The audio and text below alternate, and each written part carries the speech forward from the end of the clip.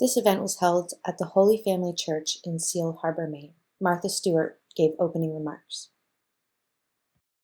I wanted to again welcome you for coming today in honor of this the beautiful Beatrix Farrand Garland house, and in honor of honoring one of my favorite landscape architects in the world, Piet Oudolf, who is he was supposed to come, and he couldn't, of course, because of our pandemic.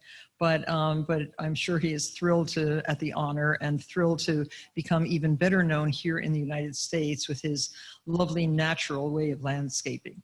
I've already seen his film, but I could watch it over and over and over again, because I started in the first time watching it, scratching down all the names of all the plants, and that he is propagated and found all over the world to make his natural landscape. So you'll see some of that beauty a little later on in the program.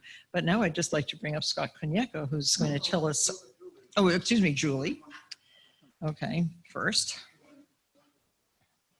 Oh, should I come down?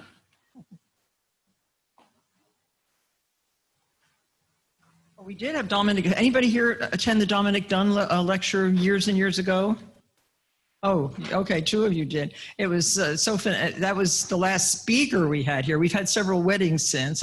If you know anybody who wants to get married in Seal Harbor, I'm happy to let them use the church, deconsecrated or not, or desanctified or not. I want to give Martha a book, At First Light, and this was written by 2 individuals at Bowdoin, and her husband, Frank Goodyear, and I hope you're going to like it. Thank you. Oh, I'm sure I'm going to like it. For being so generous to not only fix this up here, but I mean, it's nice to be in a church on a Monday in August. Thank you. Thank you.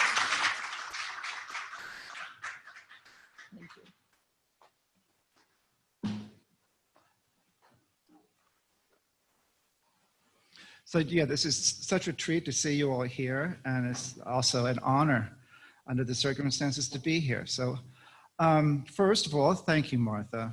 And also special thanks to Julia Eisenring. This award is actually her idea. And not only that, but she has been shepherding it for the 5 years that it's been given. So Julie, thank you so much. I'm so excited. You like me on it. How could I not? Okay. The Beatrix Farrand Society Lifetime Achievement Award honors a living person whose life work, exhibiting the qualities of talent, vision, and commitment, has consistently and significantly contributed to humanity and to the environment through the art of landscape architecture, design, and the natural sciences. Now, those of you that have been to Garland Farm have no doubt noticed above the lintel going into the hallway, is the inscription that Beatrix Farrand had left for us, that says, Intellectum da mihi e vivum. Now, this was also in the lintel going into her library. So this was clearly a very important passage for her. So it's also inscribed on the medallion. I'd just like to take a pause and think about this a little bit. So intellectum refers to, it's Latin, obviously, refers to acquiring the skills, acuity, and knowledge to approve ineffable wisdom. It's also a psalm, okay? So in the King James Bible, it says, it translates to, give me understanding that I may live. And then the Vulgate, earlier version of that is, give me the ability to understand the world's wonders and I will live. So that's a very important part of this medallion. Now the medallion itself was inspired by the medallions that would hang in Greek gardens in porticos between the columns. It's about the same size as the ones that they had. So then moving on to the presentation, it has been the privilege of the Beatrix Farrand Society to award this medallion to Laurie Olin, Elizabeth Barlow Rogers, Thomas Boltz, and Adam Greenspan. And it is now our true honor to award this to Piet Oudolf. Is Pete there? Pete there? Okay. Almost. I'm almost there.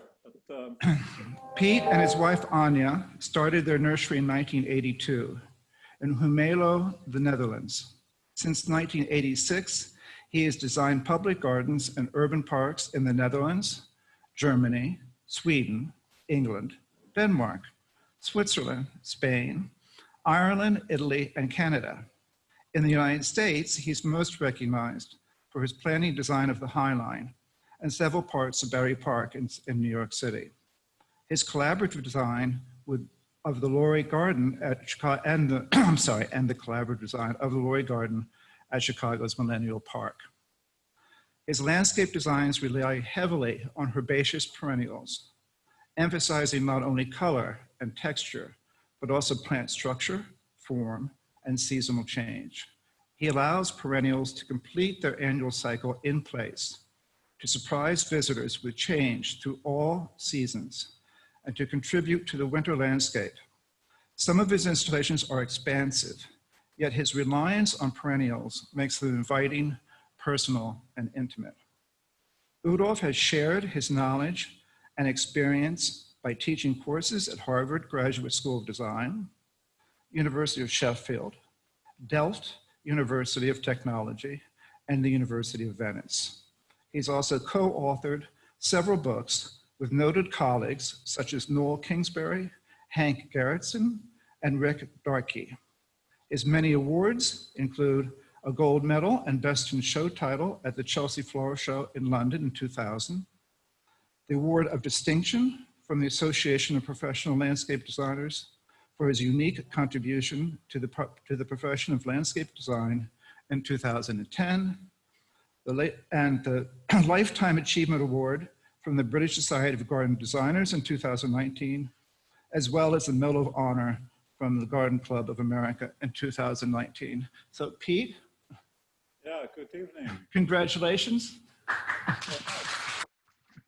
Yeah, I'm very honored. I'm not there, but I'm here, if you don't mind. Yeah, we can hear you now, Pete. Okay. Okay, you can hear So me. Pete, I wish you were here in person, but next year we'll see you. And in the meantime, I'll be sending this to you in your studio there. Yeah, no, yeah, I feel very honored. And of course, we really wanted to come, me and my wife, because we love to be in America sometimes. Mostly I'm on my own, but this trip we had really enjoyed to come to you, and because the area is beautiful. And I regret, but who doesn't regret that we can't travel? So I'm here in my office. I can show you a little bit. It's dark here already. This is the space where I work, just for the people that have no idea. You see, this is not that I sleep in the office, but it's nice to sit down sometimes and have an ID. And yeah, maybe I show you a little bit of what I have. If I can share my screen, it might be good if I share my latest work, where I was busy with today. So if you don't mind, I will share, and maybe you can see it now, play. So today I was working on a bulk plan for Vitra, which is a design company in Switzerland. So, and we want them to, this is the Vitra campus design. So we planted that this spring, and also here I couldn't be present at the place, but yeah, the fact is that I have a great network, a lot of good friends that have the similar sort of knowledge of plants that we need to make these gardens. And I think I did this with the wife of Cassian Smith, who is a very well-known plants person. You see, this is the site. It's a very famous site for architects. Not so, there was no garden at all, but let's say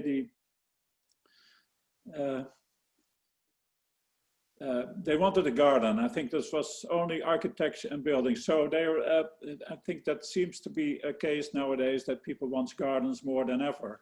So this is the planting design, and then this is just a detail This was what I finished today, the bulb planting. So we want to order the bulbs quick so that we can get everything that we want to in this design. The planting design we did earlier. You'll see this is all well on paper. We work it out more final. This is also a bulb design which I finished today or this week. A sketch of the garden. I just give you a general idea of what I did on the garden and what it takes to make it happen before people can start planting it. This was a month ago, or now 2 months ago, that we did set it out on the ground, and this is the place. And the garden is growing already. So that's the first trip I make is next week, and then my first trip by my own car into Europe, to the south of Germany, just to see the garden. Because whatever you do in gardens, you want to have a look, you want to see it, you want to travel to it to see how it grows. This is our garden. Also, to give you a small impression of how the garden looks this week. So this was today, this morning. A lot of coreopsis in the flower. So you see the weather was nice. After a big rainstorm like yesterday, it all looked really still upright. Some details of Vittoriza. The veratrum that was in flower, it's just last week. A Millennium full in flower, of course.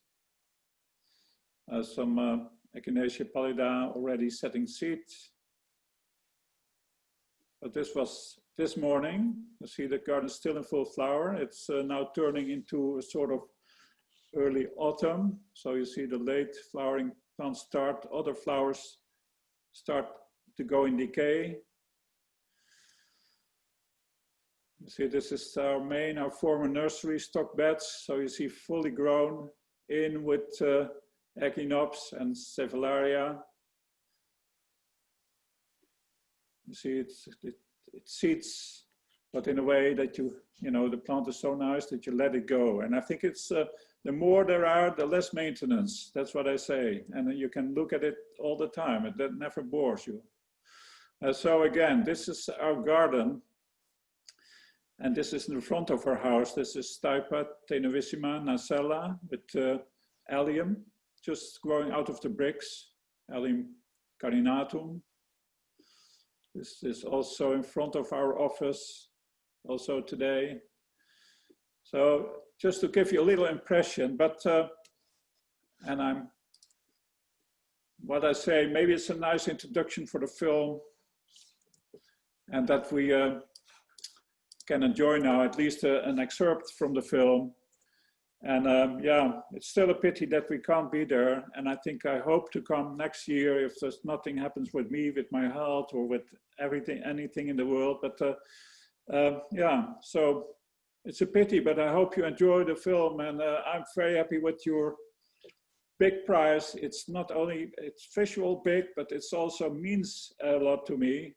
And thank you for having that trust, that trust in me for over the years. Thank you all.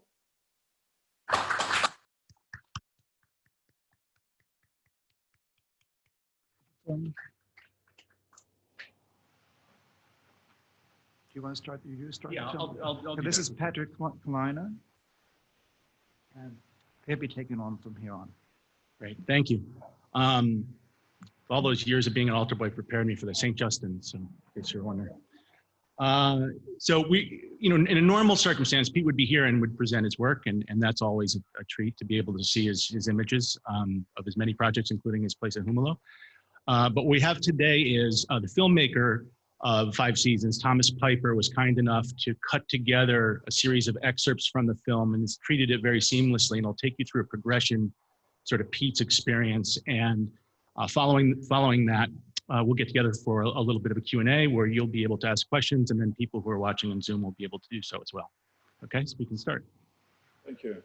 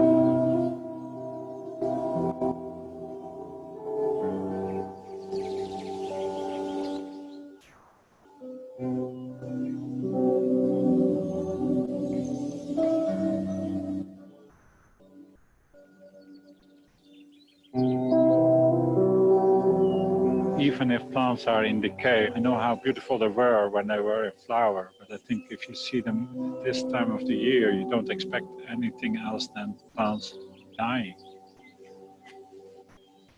It's still looking good.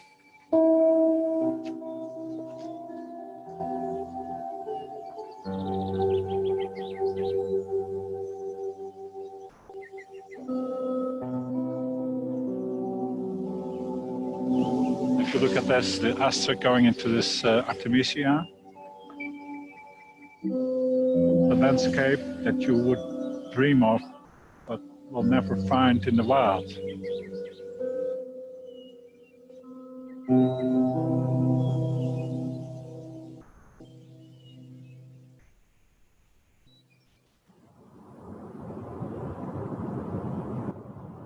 When I was 5 years old, we moved to a sort of more rural area where my parents had a bar and restaurant. And my father was entertaining the customers, and my mother was in the bar.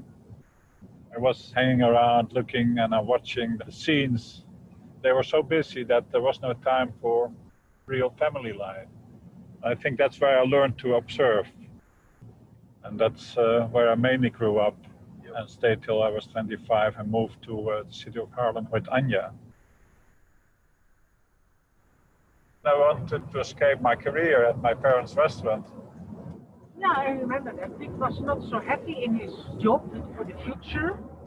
I think it's never too late to change it. Anja earned the money at that time. She always supported me, and I could just try out things. In the fish industry, and then I went to a factory and different little jobs. And it took quite a while, and then came one day when I started to work in a garden center. And luckily it worked, because that was the last thing I ever thought of. Always had the idea that I wanted to create, but I didn't know what. Yeah, that's right. Always had a strong feeling that I could do something different from what I knew. And I think that was solved when I met plants.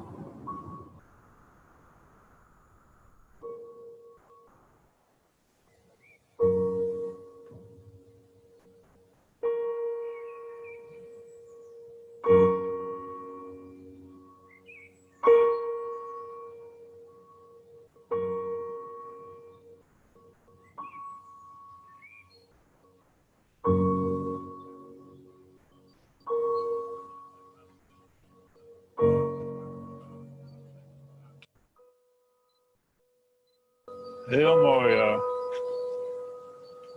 Ja, mooi. Super. Het doet gewoon wat met je, hè, planten. Dat is ongelooflijk. Ik denk wel een van de mooie ook, moet ik eerlijk zeggen. Hoe vind jij deze, Piet? Nou, ik vind het fantastisch. Mooi, ik vind het hè? allemaal mooi. Ja. Het is gewoon Nou, hartstikke je mooi. hebt ook wel weer voorkeur, hoor. Kijk, en dat is eentje.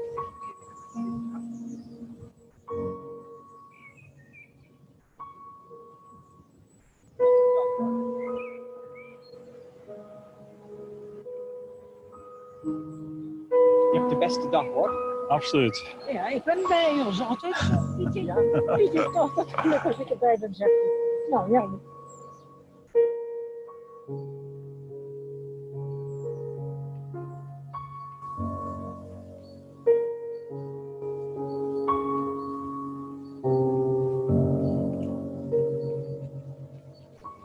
It's nice to see that.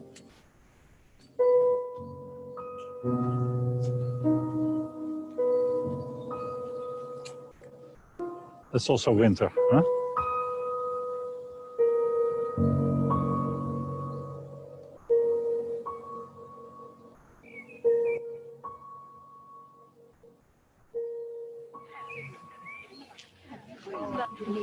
En we zien heel veel van u. We zijn net nog op de haarlijn geweest in New York, ja. Chicago. Prachtig. Allemaal, ja. Wat een mens kan doen in zijn leven. Hè? Maar dat gaat niet zo snel. Mooie herinneringen. Het gaat niet snel, hè? Ja. Anja. Vroeger altijd qua. Ja, dat is de grote kracht. Dat is de grote Ja, daar kwamen we de kwekerij. Hallo. dat is de grote kracht achter mij, hoor. Dat snapt u wel, hè? Een mooie dag, hè, dit om hier naartoe te gaan. Zeg het eens.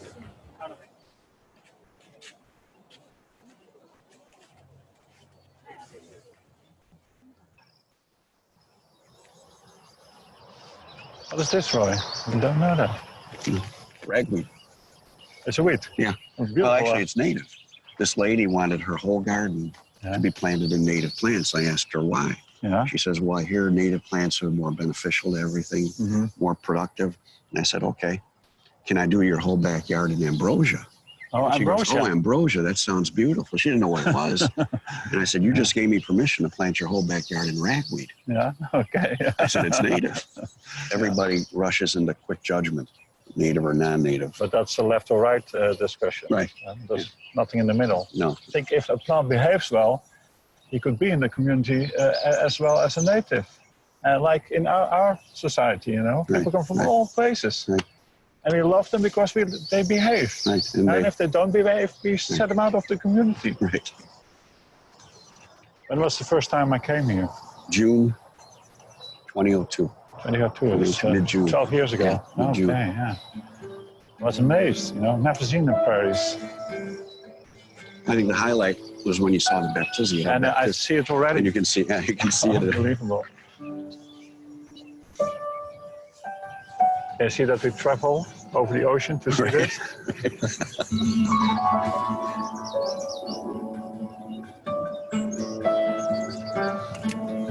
Even if there's nothing in flower, you can try to read the pattern of a landscape. This Baptisia, which is a lower one, flowered maybe a month ago. So that's over, but the shrubby form is still there. And the contrast with the gray and the green is beautiful. Nice, yeah. But I'm amazed by the variety of plants here. But when you talk about community, yeah, a strong, it takes healthy care community. of itself. Yeah.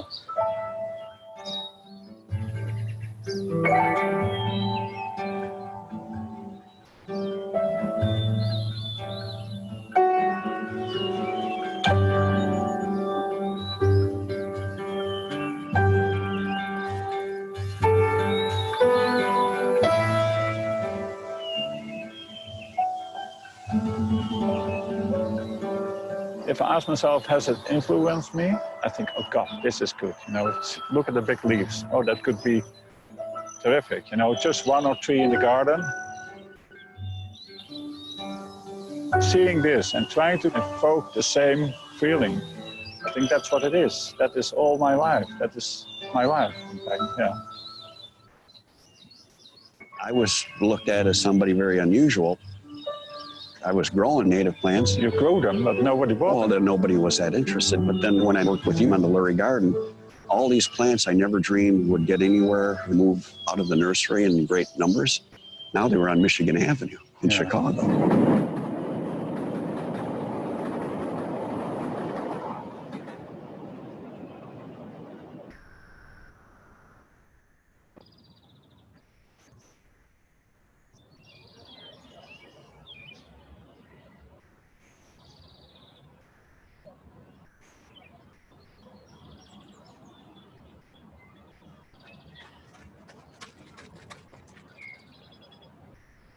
And now I have to decide what we do in here. So we make this Panicum Delos Blues as well. So we want it in here. A little bit instead of the Monarda because the group is rather big. So if we take some out and put the we don't like that. and we do a let's say 15. Is a good number. 18. Make it 18. Look at this, the Provskia with the black onion. You know, it is the combination sometimes. Huh?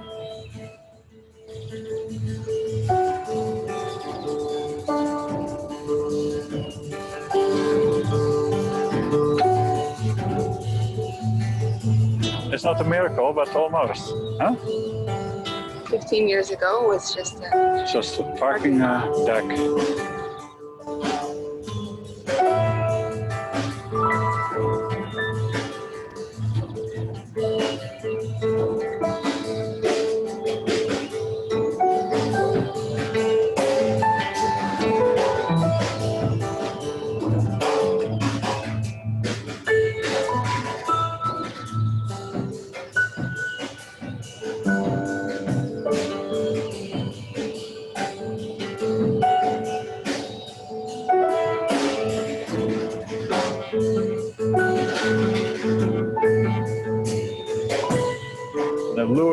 my first attempt to do sort of pure natural looking wild planting.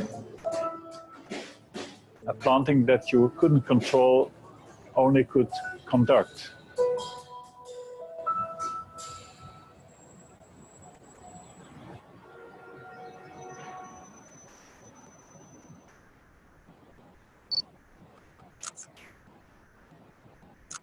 The Lurie Garden for me certainly was the start of new ideas. But I would never have thought about working in New York. I started in 2001 on the battery gardens. But I thought that was my first and last job in New York. And then this came up. If you imagine, when we came here in 2004 and I saw it for the first time, I was lost.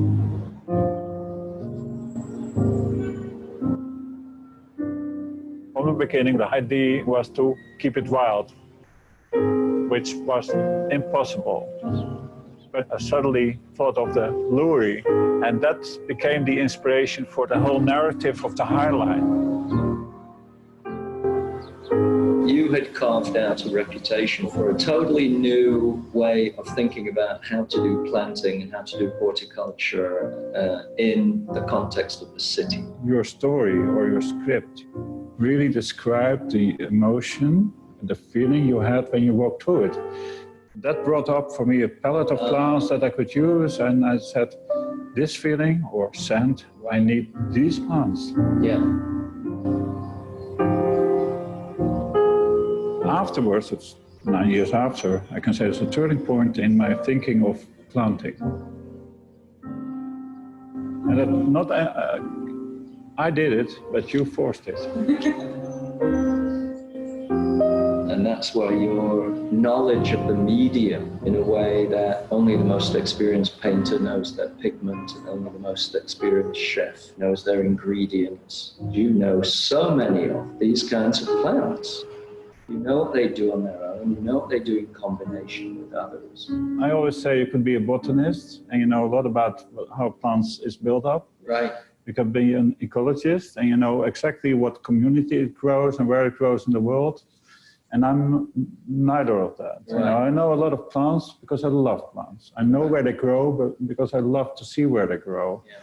But for me, it's what you say, the medium. Plants as a medium to bring out an emotion, a very strong emotion into the field. That's why I took every opportunity to go outside the private garden. If I like it, everyone will like it. That is really what I always thought. And I thought, if I do what I do only for 2 people, that's too little. Never lacked on confidence. At certain moments. Right. But that's art. Artists do that. Painters, musicians. Maybe. And now plantsmen. Friends, I'm ecstatic to be welcoming you all to the opening of Houseworth Somerset, or more locally known as Thurslade Farm. Today, this team of dedicated people who have in the last 3 years worked tirelessly deserve our utmost admiration and applause. Piet Oudolf. He's one of the great musicians. I have very little idea about gardening, but I know when I see a masterpiece. And dear Pete, what you've created for us, for Bruton, is a masterpiece. And I want to thank you so much for this collaboration. Thank you, Pete.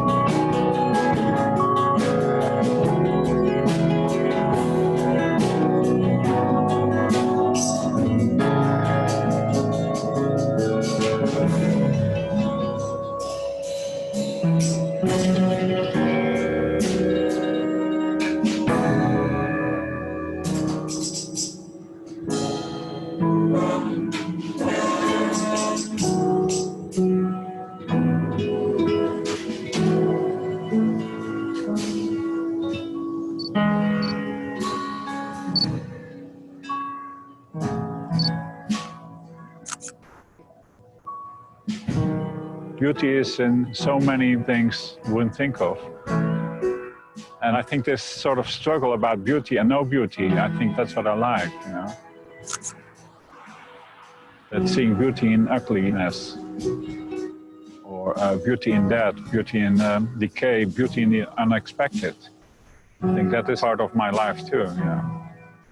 What I try to create with gardens is, of course, beauty, but the moment you say that I love plants that are dead, then you have a problem, because people don't like dead plants.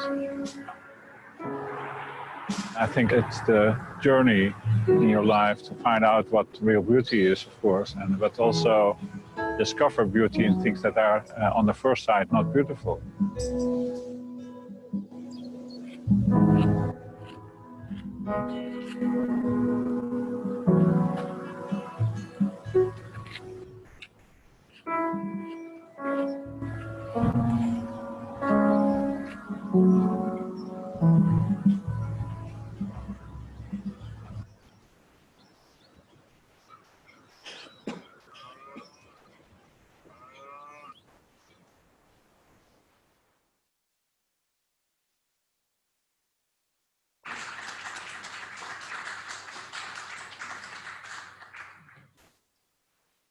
Thanks again to Thomas Piper for that.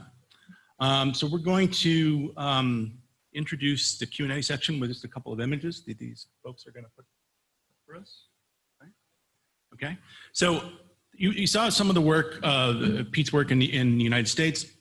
The first Piet of his landscapes that I saw personally was at the Battery in Battery Park. But the first one that I started thinking more about is sort of teasing out seasons and really converting our perspective from spring, summer, fall, you know, this normal progression of seasons that we're used to, into like this unfolding week after week character where there's something playing a role and then receding and then maybe returning with a different bit of color. And some of that color comes from the sort of senescent characters of plants, things that have been frosted or seed heads.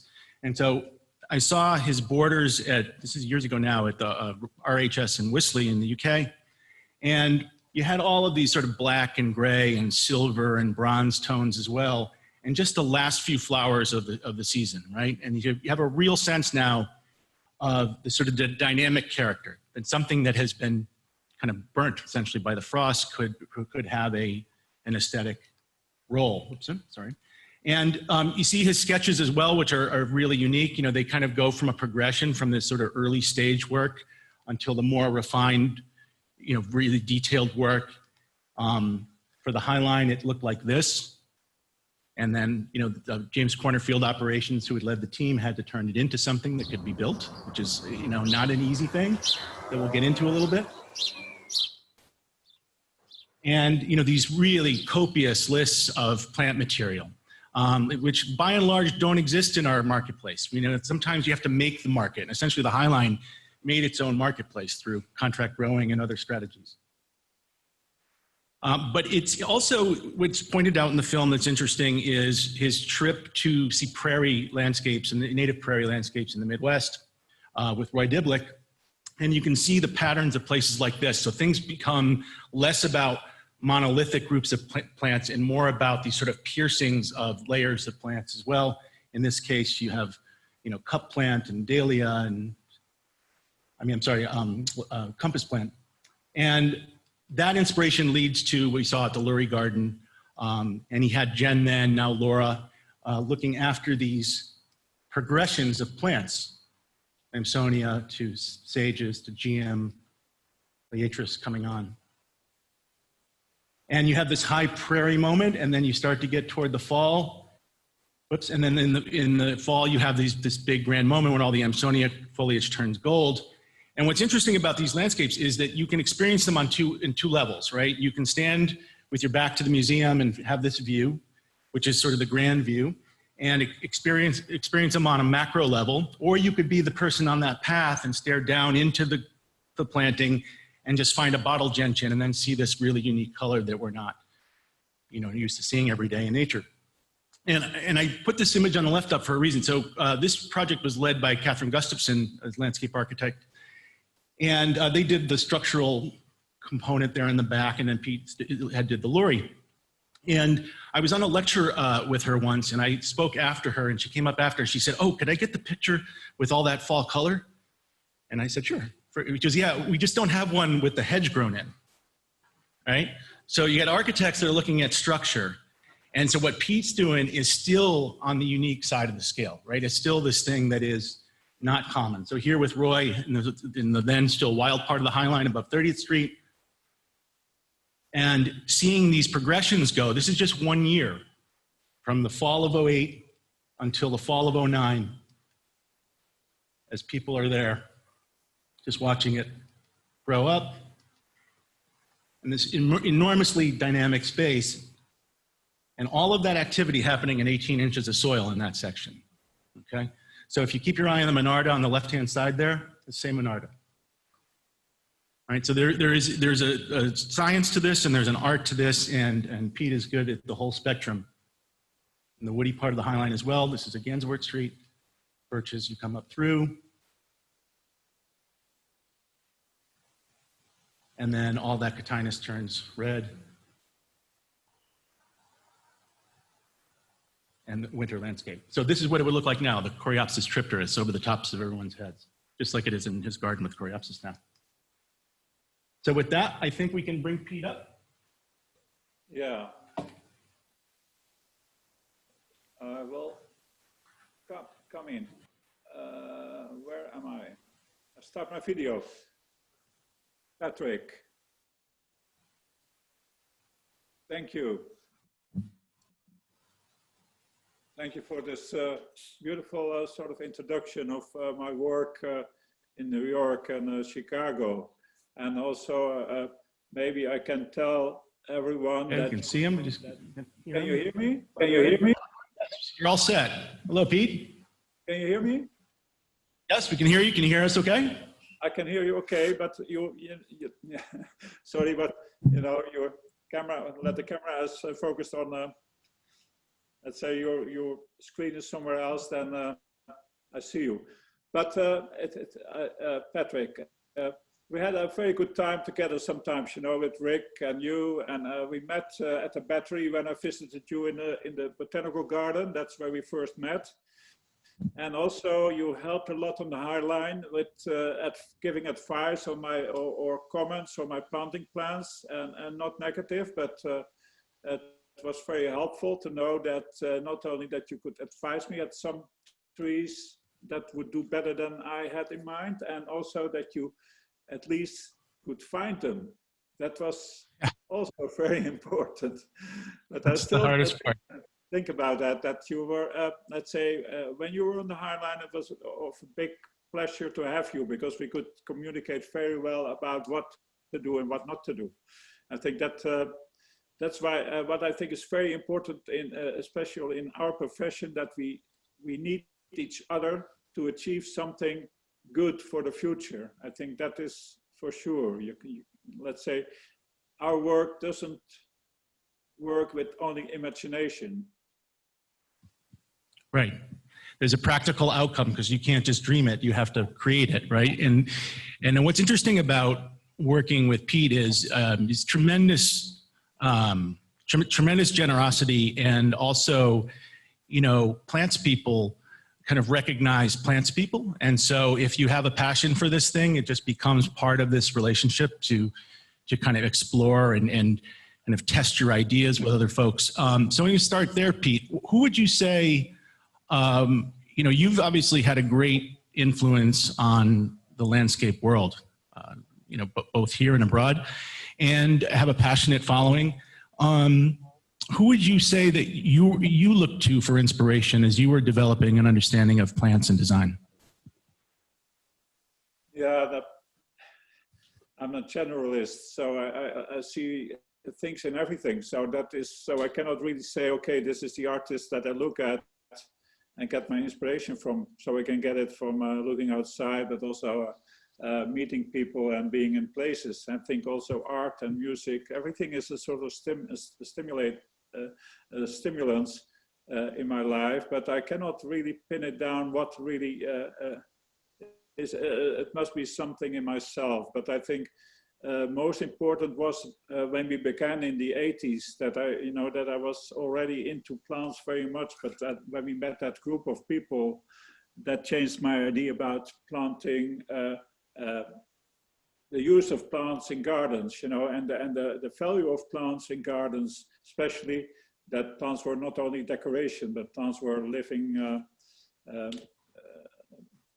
identities, that they had a lifespan of a life cycle, that you should look at that. And I think that that became a sort of inspiration, not only an inspiration, but became a sort of lead for me to find out what I could do with this idea that plants were not only a sort of flowers, that they had character, that they were changing through the seasons, that they had a life cycle, which was probably not the life cycle we are living, but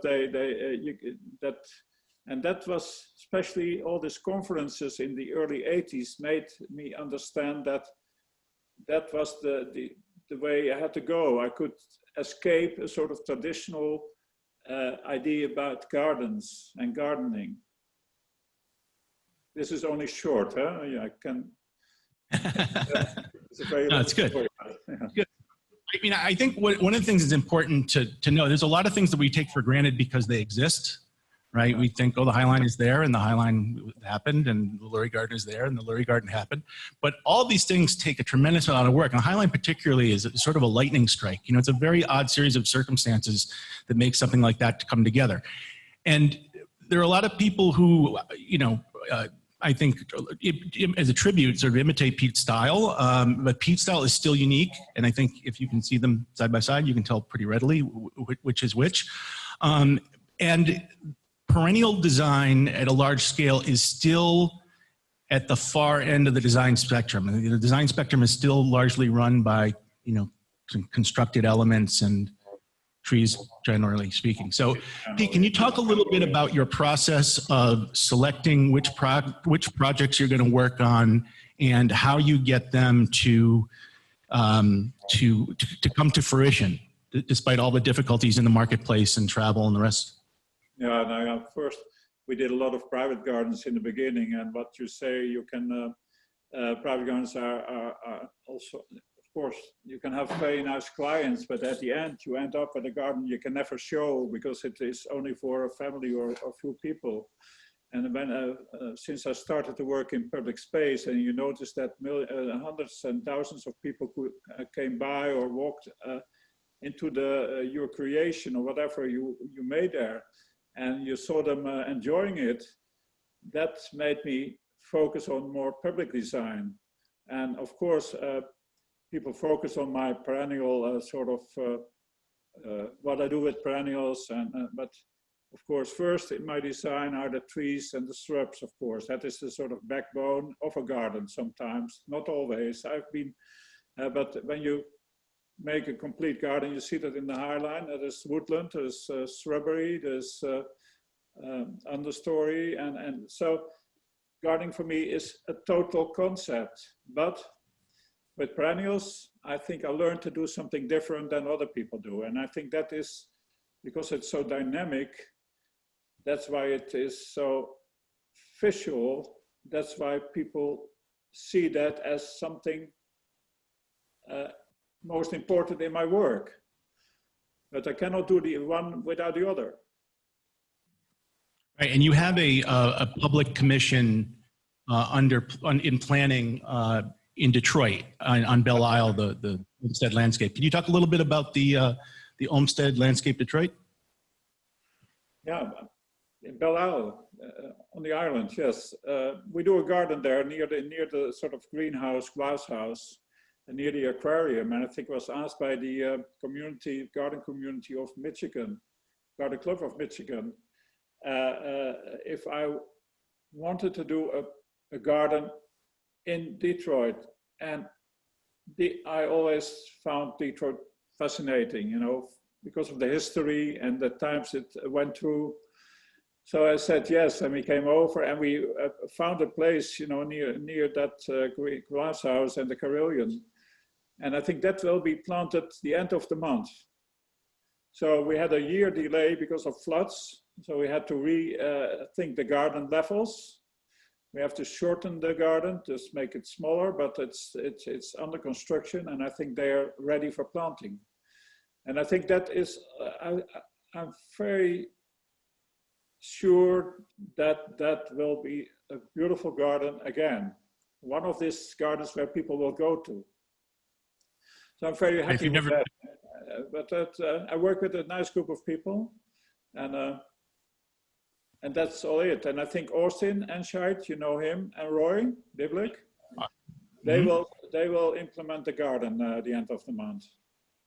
So that is having the right friends. That makes it a lot easier, so that you don't feel sort of lost in the and have to think negative about how it will end up. Right, so Piet has a large network of friends who help with these really complex layout processes that through a series of, that happened 3-4 times this year. It's already 4 times that they jumped into this sort of hole where I couldn't go to. Right. So we're going to take some questions from the audience. Anyone have a question for Piet? Yes, in the back.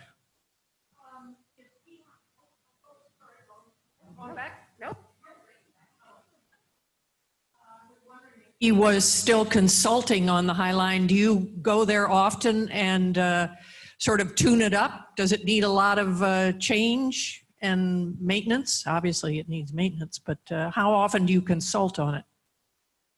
Now, normally I went there every 2 years officially, but I was, I happened to be in New York a few times a year, so I went by and talked to the gardeners, and I think that was most important. So going around with the gardeners, that is, I think, the issue. You need, whatever you do in consulting, it's not about the client, it's always about the gardeners who they take your work and the knowledge they have and the stewardship they show. And of course, every garden has maintenance, and some gardens less, some more, but it all depends on the, how it is designed and what people want. Right. That relationship that, sort of the benefit of working on Piet's landscapes is that he comes and you talk about it. You saw a little bit of that in the film with Jen, and you would do that now with Laura there, or anyone in New York. Piet, there was a question from the internet about how do you execute these projects with and fight weed pressure? How do you deal with weeds? We try to get a clean garden to start with, I think, and then we mulch them. If after 1 year I first start to plant, then we try to get the bulbs in, and then we mulch it with a layer of 2 inches of sort of decomposed bark or anything that people think is good for mulching. And then we try to get the planting growth tied together. But whatever, there's always seedlings of even the plants you like that come in, and you can leave them or not, or you can take them out. So you have to do work in gardens. That is where, that's the definition of a garden, is that it is a place where you like to be in and also have to work in. And to let it be a garden. Okay, Martha? Martha Stewart asking a question. You opened the film today, this edit of the film you opened with looking at witch hazel, Hummelo, and there was a little bit of cotinus in some of your gardens. Are you doing a shrub garden anywhere? All shrubs? Or is that part of it? I understand your question, but I don't see that in the context of garden making. A garden is a total concept of shrubs, trees, and perennials, or lawn and everything. So. Oh, so I didn't notice in the big perennial gardens. I saw so many perennials and not so many shrubs. No, but if I show a shrub border, you might say I've seen that before. And I think if I show my perennial gardens, you might say I have not seen that before, and that is what people love to see. Of course, I do shrubs with underplanting, ground covers, everything, and that is part of most garden ideas. We have to, it's. We have another question? Yes, in the back. Hi, for everyone using Zoom, if you want to type a question into the Q&A feature that's at the bottom or into the chat, we can't actually see you even though you can see us. So I see there might be some folks using the raise hand function. Just go ahead and type your question right into the chat box. Thanks. Okay, anyone here in person?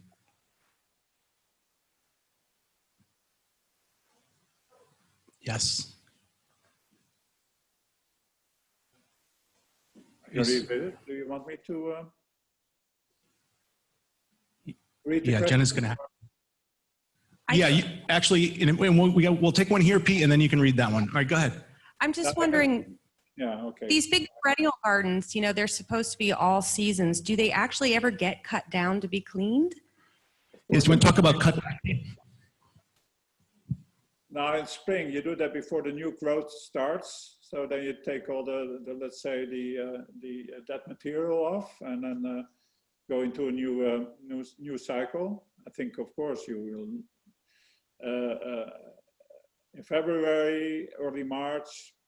That's about time that we cut it back and start over again. So it's and that also gives pleasure, you know, to see a garden with nothing in it, where the first bulbs come out, and where the energy that a young garden in spring has is also interesting to watch and to experience. Go ahead, you can read one there, Pete. Yeah, the different how I think about if I think differently about urban and rural projects. Yeah, I think so. A city it's all about context, of course. And I think a city has a story. But if I do the same in the city, I could do a similar plan in the city and in a rural environment, and they both would feel different, because everything you do is also context and also size and how you move to the garden. So it's not about only the planting. Planting is just a part of your experience. So it's also context. It's also how you move to a garden and how you go around. And I think that, of course, but you think every new garden has a brief or also demands you into a sort of design idea. That's why to say, if I go to a place and I talk to the client and he tells me what he wants or what he envisions for that site, that already tells me what to do. So, and then I have to sit down and make it, and that's another thing. Anyone else here have a question? We had one other internet question. How many commissions do you look to take each year? How do you decide how many jobs are enough or too much? Now, yeah, as you know, I've been home now for 3-4 months. I'm still working every day to get things ready. I have a lower tempo sometimes, and I can do nothing, or I'm working on my archive, which I did for a few weeks. But maybe the size I can be busy on, it's hard to say, maybe 6, 8. One or two big ones, and then some smaller ones in a year. And do you have any questions that you can see there on Zoom? I can see easiest, quickest ones. Let's see. Okay. I see a question. Easiest, quickest plants to use to create a wild garden in a backyard. Now, a wild garden, I wouldn't do in your backyard, because that will take over and you will regret. So every garden that can look wild, but let's say every garden that you want to make wild, you have to use plants that are not wild. You know, the plants have to stay, more or less stay put. Most easy is to buy plants that are not running, so that they are clump forming. So And there are enough plants that have that character of not running and behaving and still look wild. So first look at the plant. If you like it, then you study what it does, you know, and then you say, okay, I take it or not. But there's enough plants for small gardens that look wild. So practice in the back. When you get good, you move to the front. You know, so try out. When people ask me, what's the most surprising plant on the Highline, which you can answer that 10 different ways, but I would probably say the oaks at 18th Street. Okay, yeah. Quercus macrocarpa, very large oaks growing in 18 inches of soil. So Pete, what would you say, which landscape component of the Highline has been most surprising to you over the 10, 11 years now? I think the northern spur, you know, that end on 14th Street, am I right? Yeah. So the spurs, that's where you go down to. That runs into the door of that cookie fabric or the X. Right. That was so shallow that I didn't know what to do. So I just started to do plants that were really aggressive. So a lot of asters and plants that I almost was sure that they will never die. And that at the end, it looked better than I would ever had the idea of.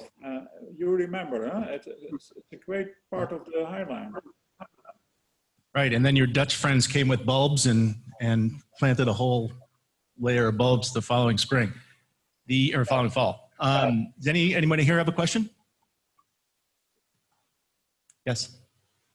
There's a, just get you a microphone.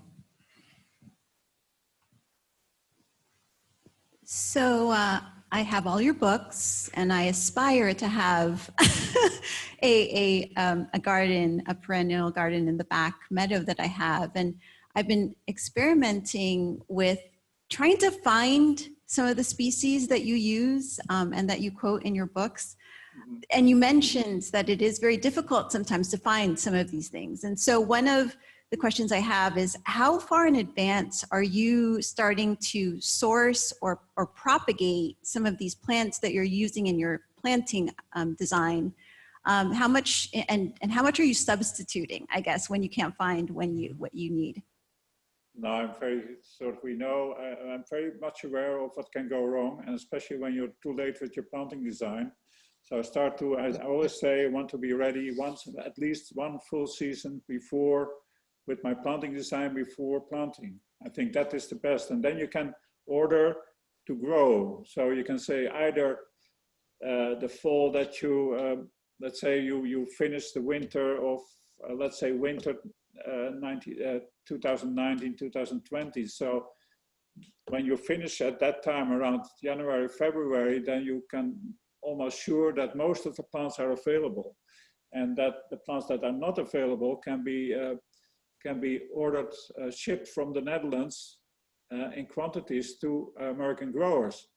There's also a network of growers. Since I work in America, there's so much plants going back and forward from the United States and from Holland and Europe to, so almost all the plants that we have here are available in the United States, and even more in the United States nowadays. So sometimes I feel more lost here with finding my plants than in the US. And for smaller gardens, there's the internet, people that send over 3 plants. And so I think it's much easier than 20 years ago. And I think that, of course, we have to substitute, because there's always a message 2 weeks before you start planting that the grower says, oh, we don't have it. Crop failure, whatever they say, maybe sometimes they've sold it without thinking. So all things happen, and you try to find a good substitute, but that is also possible. Right, now there are plug nurseries that will sell to you, and you can, the nice thing about perennial plants is you can create a plantable, saleable plant in a fairly short period of time. So we're not waiting as long as we do for trees and shrubs. But I feel very comfortable with plant finding in the US. It's not easy, but most people know where they can get it. It really is now. It's an art to be able to find these things. And the nice thing is the Highline to some degree has made its own market, and there are some nursery people who have recognized this as a real opportunity. But the East is behind the Midwest in this regard. So if you're looking for mail order, usually check the Midwest the prairie folks.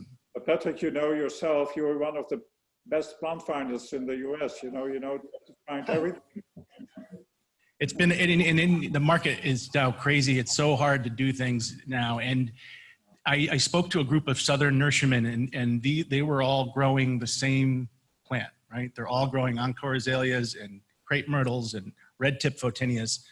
And I was doing a talk on alternative woody material and said, look at all this stuff. And they showed, Piet's designs from the Highline, and everybody, the older guys seemed to like it, but the younger people did not so much. And at the end, they were all up in arms about what are these perennials about? What's going on here? And they said, well, would you rather compete against 50 people to sell one crepe myrtle? Or would you rather build a marketplace in plants that really work? And Piet, he's now working all over. You had the project in Delaware, you big project in Pennsylvania, out in Long Island.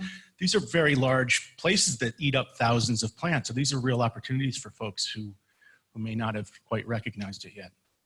No, the growers that still do the best to get a good variety of plants in the, that. Huh? Right. Anyone else? You see any questions in front of you, Piet? No, I would like to thank all the people that were here tonight, and I hope that at least I'm very happy with the award, and I'm very grateful to you and Martha and Scott and all the other people involved that brought me up as a nominee. And I hope to come next year if the world is free of danger, in the sense of virus danger. Huh?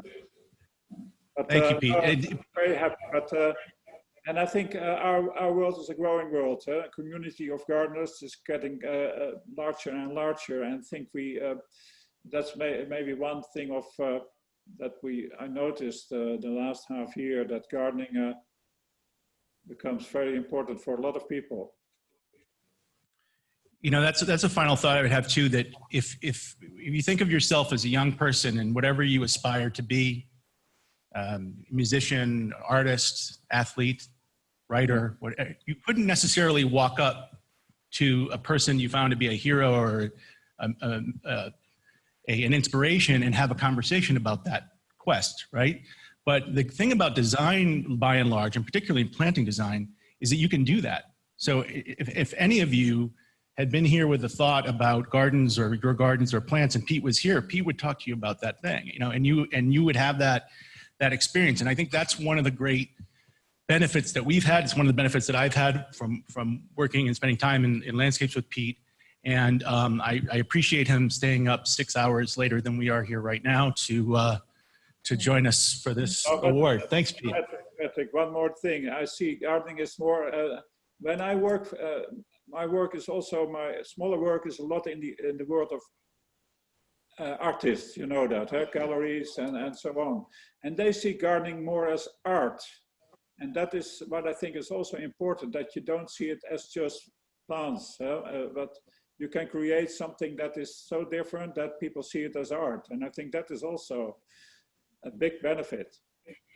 And not so many people do it. It's true. I think it was Mac Griswold that said that planting landscape design is the slowest of the performing arts. So that's probably true. So we're going to give him a round of applause again. Thank you, Piet. And thank you for